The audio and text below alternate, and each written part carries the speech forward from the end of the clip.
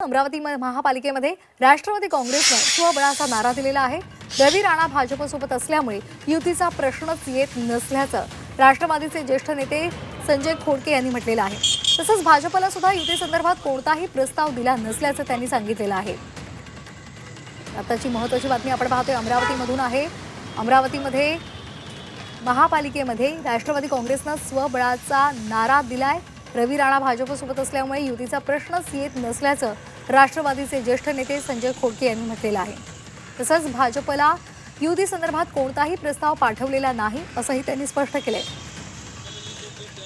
त्यांच्याशी बातचीत केलेली आहे आमचे प्रतिनिधी अनिरुद्ध दवाळे यांनी। पाहूया। अजित पवार यांच्या राष्ट्रवादीचे नेते संजय खोडके स्वतः आहेत। सर, अमरावतीमध्ये काय परिस्थिती आहे? युती होण्याची शक्यता आहे का?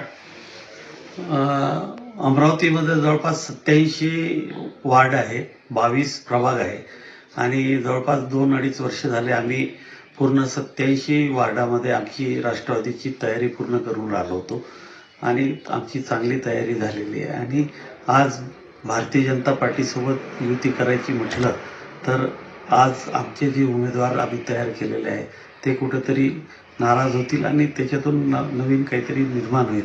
त्यामुळं आम्ही माझ्यातर्फे तरी कोणताही प्रस्ताव युतीचा भारतीय जनता पार्टीकडे दिला नाही।